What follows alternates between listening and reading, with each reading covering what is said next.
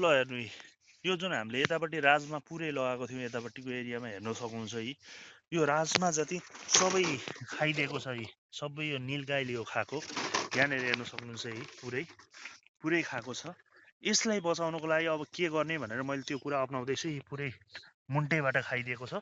सबै आइडिया मैले हजुरहरूलाई भन्दैछु। यहाँनिर हेर्न सक्नुहुन्छ पुरै खाइदिएको छ नीलगाईले। यो समस्या यति ठुलो समस्या भएको छ अहिले नेपालको सन्दर्भमा।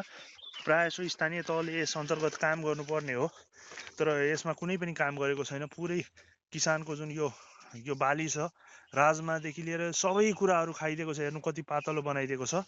यसैलाई बचाउनको लागि मैले अर्को एउटा आइडिया भन्दैछु। हेर्नुहोस्, आजको भिडियोमा विशेष गरी हजुरहरूको लागि मैले यस्तो यहाँनिर मैले बोतलहरू लिएको छु, हेर्न सक्नुहुन्छ। अनि यहाँनिर कपुर छ। र अहिले चाहिँ के भएको छ भन्दाखेरि विशेष गरी यो नीलगाई जुन चाहिँ जङ्गली गाई भनेर भन्ने गर्छ, यसले चाहिँ अत्याधिक मात्रामा किसानहरूको बारीनाली खाइदिएको अवस्था छ हैन। त्यही भएर विशेष गरी यो चाहिँ धपाउनको लागि एकदम ठुलो लगानी लाग्ने हुँदा यो चाहिँ एकदम सामान्यतया यो एकदम सरल विधिबाट चाहिँ मैले यसलाई कसरी भगाउन सकिन्छ भनेर एउटा आइडिया हजुरहरूलाई सेयर गर्दैछु। यहाँनिर देख्न सक्नुहुन्छ यो कपुर जुन बसाउने कपुर हुन्छ हैन, सुपर स्नो वाइट भनेर भनेको छ। यो हिउँ कलर भन्न खोजेको हेर्न सक्नुहुन्छ। यो बसाउने कपुर जुन चाहिँ कपडाहरूमा पनि राख्ने गरिन्छ हैन, यो कपुर चाहिँ लिएको छु। र मैले यो बोतलहरू जुन मिनरल वाटरको बोतलहरूमा यसरी यहाँनिर 5-7 वटा पुवालहरू पारिसकेको छु, हेर्न सक्नुहुन्छ। यो पुवालहरू पारिदिसकेको छु। यसमा पनि परिसकेको छ र यसमा पनि तपाईहरुले देख्न सक्नुहुन्छ यो होलहरू मैले पारिदिसकेको छु। यो होलहरू पारिसकेपछि अब हामीले यसमा चाहिँ कपुर राख्छौँ। यहाँ मैले त्यो चाहिँ काट्दैछु, हेर्नु होला। जस्तो यहाँनिर छ, यो सबै काटिसकेपछि यो एकदमै मिठो स्यान्ड छ यसमा, हेर्न सक्नुहुन्छ। पुरै व्हाइट कलरको।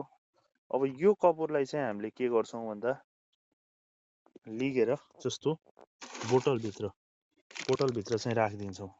राखेको मैले देखाउँछु हजुरहरूलाई। राखिरहेको छु मैले यो मिनरल वाटरको जुन यो अगाडि माथिपट्टिको यो जुन पानी पिउने ठाउँ छ, यसबाट सजिलैसँग जाने गर्छ। प्रत्येकमा अब तपाईँ 5-6 वटा 7 वटा 8 वटा कतिको बास्ना फैलाउन सक्नुहुन्छ, त्यसमा भर पर्छ। 5-6 वटा चाहिँ यसरी बोतलमा हरेक बोतलमा राखिदिने जुन मैले देखाइरहेको छु हजुरहरूलाई। यो बोतलमा चाहिँ हामीले कपुर राखिसकेका छौँ, हेर्न सक्नुहुन्छ हैन। यो कपुर चाहिँ हामीले पुरै यसरी चाहिँ रसीमै झुन्डाइदिने गरेका छौँ। अब हामीले जुन जुन एरियामा आउँछ त्यो एरियामा आउने एरियातिर सम्भावित एरियातिर चाहिँ हामीले यसरी राखिदिन्छौँ, झुन्डाइदिन्छौँ। त्यो झुन्डाएको पनि मैले देखाउँछु। नीलगाईहरू अरू जनावरहरू जुन बनेलहरू छ, यसको गन्धले गर्दाखेरि नीलगाई चाहिँ आउँदैन, त्यो चाहिँ भन्ने कुराहरू चाहिँ पहिलेदेखि थियो। अब त्यो ट्रायल गर्दैछौँ हामीले। मैले यहाँ नीलगाईले खाएको कुराहरू पनि मैले तपाईँहरूलाई देखाउने छु, हेर्नु होला हैन। अब झुन्डाउन जाँदैछौँ है त। यसरी चाहिँ हामीले यहाँ बाँधिरहेछौँ, हेर्न सक्नुहुन्छ। त्यो पुवाल पारिदिएको छौँ नि, त्यसबाट चाहिँ यसको गन्धहरू जाने गर्छ, हेर्न सक्नुहुन्छ। पुवाल हामीले त्यहाँ पारिदिएका छौँ। पुवाल पारिदिएर त्यसको पुवालबाट चाहिँ गन्धहरू जान्छ। अर्को ठाउँमा जाँदैछौँ हामी। जुन जुन ठाउँमा त्यो आइरहेको हुन्छ त्यही ठाउँमा चाहिँ हामीले यसरी झुन्डाइदिइरहेछौँ, हेर्न सक्नुहुन्छ।